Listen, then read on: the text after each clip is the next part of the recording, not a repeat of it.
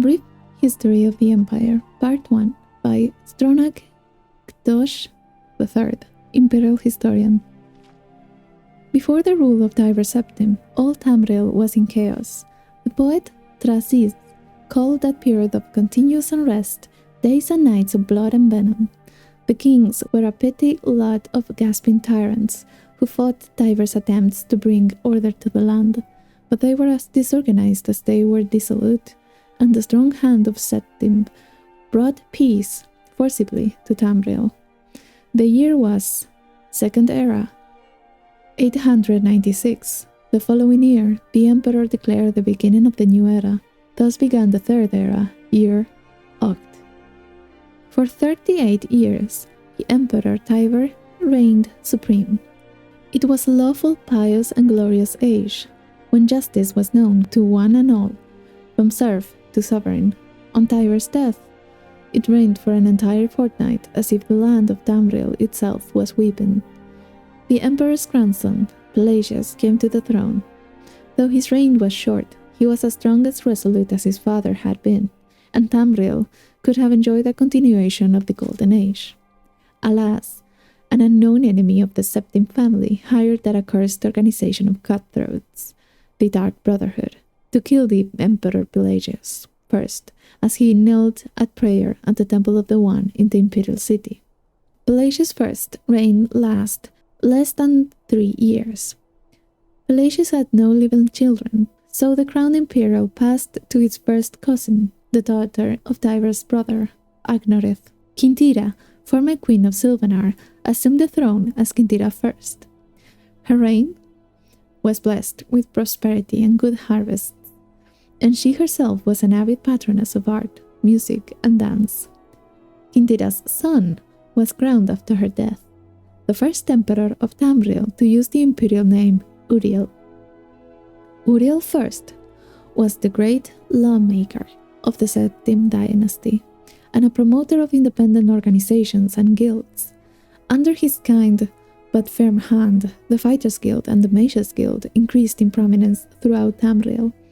His son and successor, Uriel II, reigned for 18 years, from the death of Uriel I in Third Era, year 64, to Pelagius' second accession in Third Era, year 82. Tragically, the rule of Uriel II was cursed with blights, plagues, and insurrections. The tenderness he inherited from his father did not serve Tamriel well, and little justice was done. Pelagius II inherited not only the throne from his father, but the debt from the latter's poor financial and judicial management. Pelagius dismissed all of the elder council and allowed only those willing to pay great sums to resume their seats. He encouraged similar acts among his vassals, the kings of Tamriel, and by the end of his 17-year reign, Tamriel had returned to prosperity. His critics, however, have suggested that any advisor possessed of wisdom but not of gold had been summarily ousted by Pelagius. This may have led to some of the troubles his son Antiochus faced when he in turn became emperor. Antiochus was certainly one of the more flamboyant members of the usually austere Septim family. He had numerous mistresses and nearly as many wives, and was renowned for the grandeur of his dress and his high good humor. Unfortunately, his reign was rife with civil war, surpassing even that of his grandfather, Uriel II. The War of the Isle in Third Era, 110, 12 years after Antiochus assumed the throne, nearly took the province of Somerset Isle away from Tamriel. The united alliance of the kings of Somerset and Antiochus only managed to defeat King Orgum of the island kingdom of Piandonea due to a freak storm. Legend credits the psychic order of the Isle of Arteum with the sorcery behind the tempest. The story of Quintira II, heiress to her father Antiochus' throne, is certainly one of the saddest tales in the imperial history.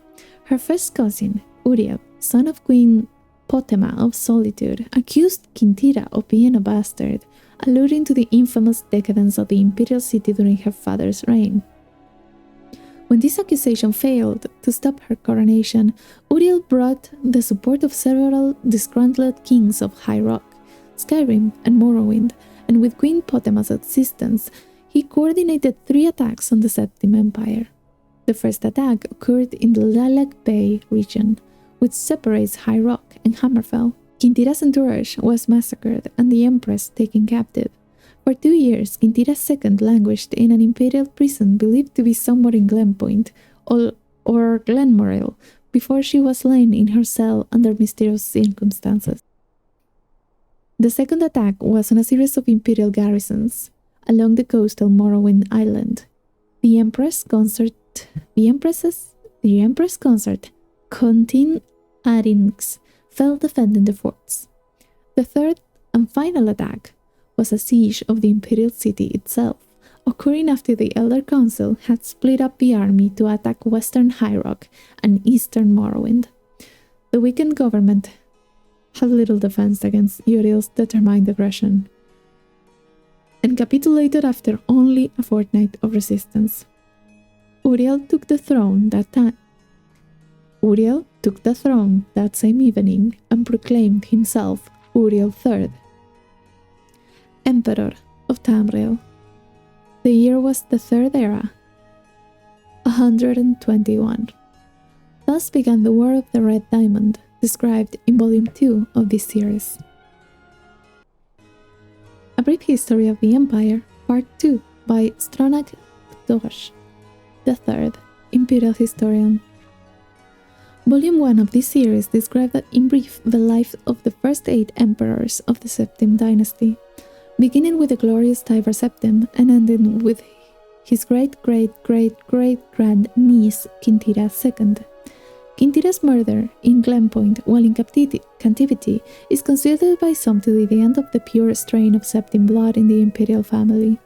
Certainly it makes the end of something significant. Uriel III not only proclaimed himself Emperor of Tamriel, but also Uriel Septim III, taking the eminent surname as a title. In truth, his surname was Mantiarco from his father's line. In time, Uriel III was deposed and his crimes reviled, but the tradition of taking the name Septim as a title for the Emperor of Tamriel did not die with him.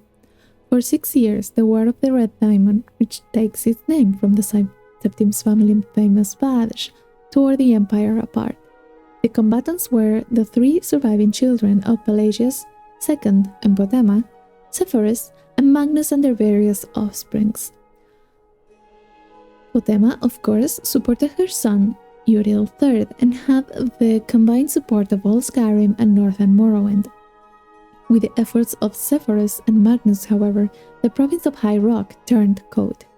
The provinces of Hammerfell, Summerside Isle, Valenwood, Elsewhere, and Black Marsh were divided in their loyalty, but most kings supported Sepphoris and Magnus.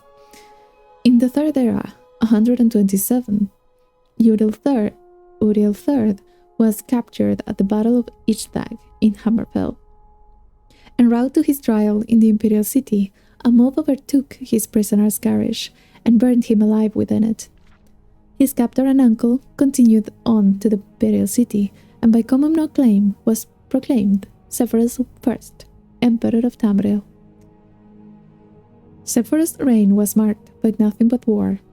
By all accounts, he was a kind and intelligent man, but what Tamriel needed was a great warrior, and he, fortunately, was that.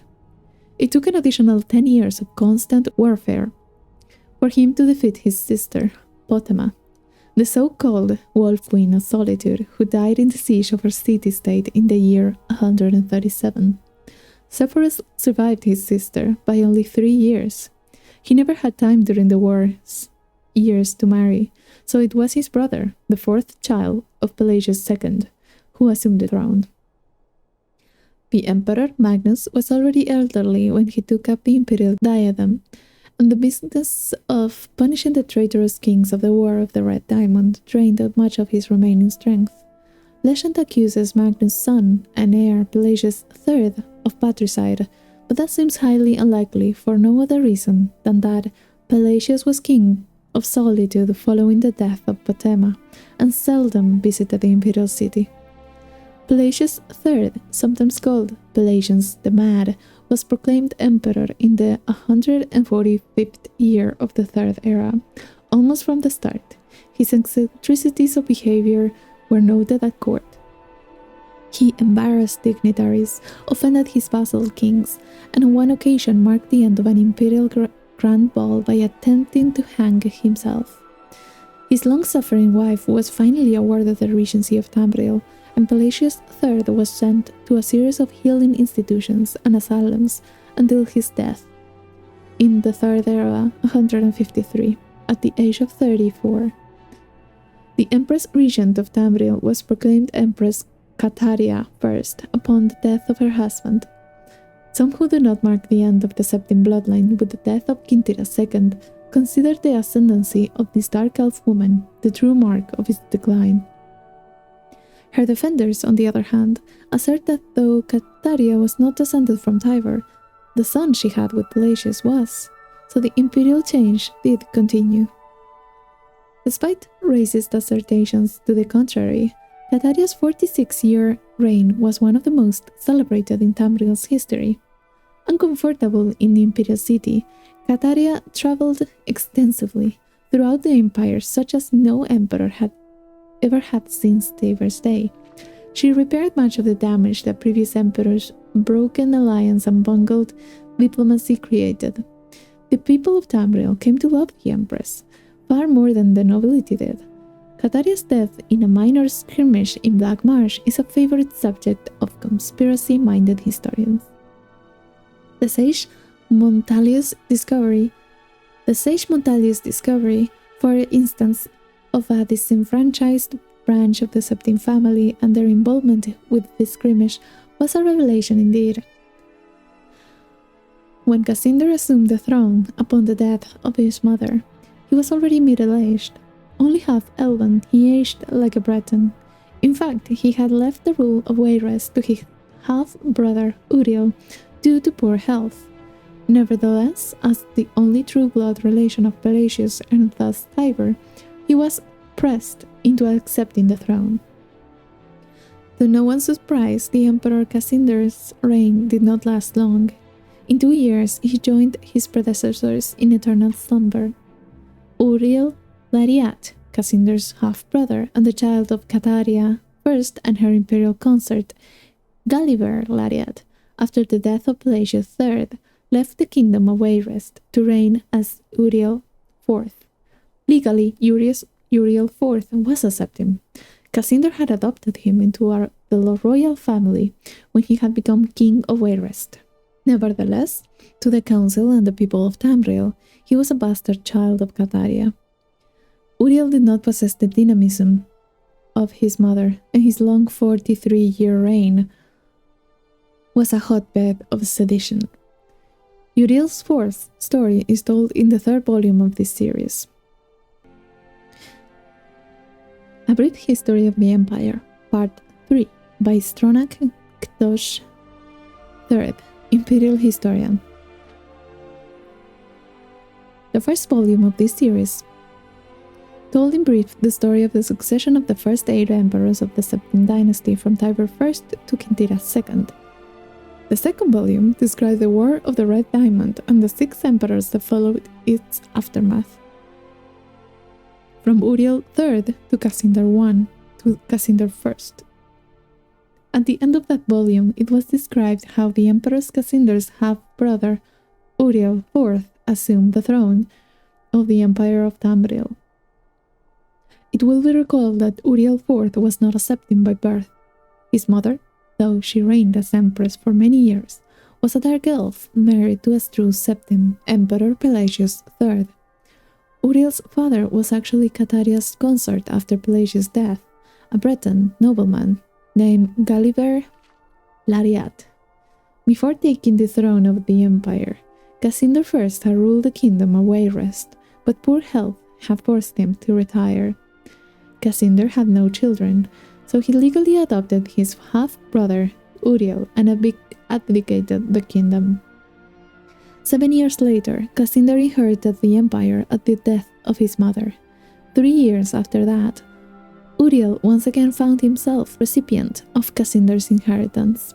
Uriel's fourth reign was a long and difficult one. Despite being a legally adopted member of the Septim family, and despite the Lariat family's high position, indeed they were distant cousins of the Septims, few of the older council could be persuaded to accept him fully as a blood descendant of Tiber. The council had assumed much responsibility during Cataria's first long reign, and Cassinder's first short one, and a strong-willed alien monarch like Uriel IV found it impossible to command their unswerving fealty. Time and again, the council and emperor were at odds, and time and again the council won battles. Since the days of Pelagius II, the Elder Council had consisted of the wealthiest men and women in the empire, and the power they wielded was conclusive. The council's last victory over Uriel IV was posthumous. Andorak, Uriel IV's son, was disinherited by both of the council, and a cousin more closely related to the original Septim line was proclaimed Sepphoris II in the Third Era, 247. For the first 9 years of Sepphoris II's reign, those loyal to Andorak battled the imperial forces. In an act that the sage Erantine called Tiber Septim's heart beating no more, the council granted Andorak the High Rock Kingdom of Sornhelm to end the war, and Andorak's descendants still ruled there. By and large, Sepphoris II had foes that demanded more of his attention than Andorak. From out of a Cimmerian nightmare, in the words of Erantine, a man who called himself the Camoran usurper led an army of Dedra and undead warriors on a rampage through Valenwood, conquering kingdom after kingdom. Few could resist his onslaughts, and as month turned to bloody month in the year Third Era, 249, even fewer tried. Sepphoris II sent more and more mercenaries into Hammerfell to stop the usurper's northward march, but they were bribed or slaughtered and raised as undead. The story of the Camoran usurper deserves a book of its own. It is recommended that the reader find Palau's Ildres, The Fall of the Usurper, for more details. In short, however, the construction of the forces of the usurper had little to do with the efforts of the emperor. The result was a great regional victory and an increasing hostility towards the seemingly inefficacious empire. Uriel V, Sepphoris II's son and successor, swiveled opinion back towards the latent power of the empire. Turning the attention of Tambril away from internal strife, Uriel V embarked on a series of invasions beginning almost from the moment he took the throne in the Third Era, 268. Uriel V conquered Roskrea in 271, Kathnoke in 276, Ineslea in 279, and Esroniet in 284. In the Third Era, 288, he embarked on his most ambitious enterprise, the invasion of the continent kingdom of Akavir. This ultimately proved a failure. 2 years later, Uriel V was killed in Akavir, on the battlefield of Ionith. Nevertheless, Uriel V holds a reputation second only to Tiber as one of the 2 great warrior emperors of Tamriel. The last 4 emperors, beginning with Uriel's 5th infant son, are described in the 4th and final volume of this series. A Brief History of the Empire, Part 4, by Stronach Ktosh III, Imperial Historian. The first book of this series described in brief the first 8 emperors of the Septim dynasty, beginning with Tiber I. The second volume described the War of the Red Diamond and the 6 emperors who followed. The third volume described the travels of the next 3 emperors, the frustrated Uriel IV, the ineffectual Sepphoris II, and the heroic Uriel V. On Uriel V's death across the sea in distant, hostile Akavir, Uriel VI was but 5 years old. In fact, Uriel VI was born only shortly before his father left for Akavir. Uriel V's only other progeny by a morganatic alliance were the twins Murihatha and Eloisa, who had been born a month after Uriel V left. Uriel VI was crowned in the 290th year of the Third Era. The imperial consort, Thonica, as the boy's mother, was given a restricted regency until Uriel VI reached his majority. The Elder Council retained the real power, as they had ever since the days of Kataria I. The Council so enjoyed its unlimited and unrestricted freedom to promulgate laws and generate profits that Uriel VI was not given full license to rule until 307, when he was already 22 years old. He had been slowly assuming positions of responsibility for years, but both the council and his mother, who enjoyed even her limited regency, were loath to hand over the reins. By the time he came to the throne, the mechanisms of government gave him little power, except for that of the imperial veto. This power, however, he regularly and vigorously exercised. By 313, Uriel VI could boast with conviction that he truly did rule Tamriel. He utilized defunct spy networks and guards units to bully and coerce the difficult members of the Elder Council. His half-sister, Morihatha, was, not surprisingly, his staunchest ally, especially after her marriage to Baron Ulfe Gersan of Winterhold, brought her considerable wealth and influence.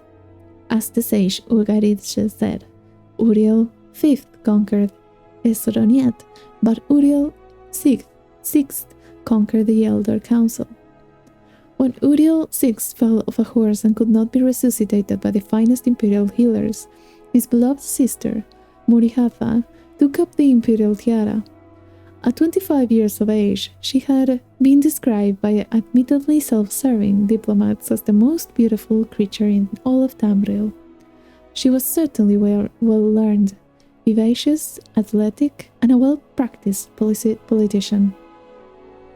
She brought the Archmagister of SKYRIM to the imperial city and created the second imperial battle mage since the days of Tiber Septim. Murihatha finished the job her brother had begun and made the imperial province a true government under the empress, and later the emperor. Outside the imperial province, however, the empire had been slowly disintegrating. Open revolutions and civil wars had raged unchallenged since the days of her grandfather, Severus II.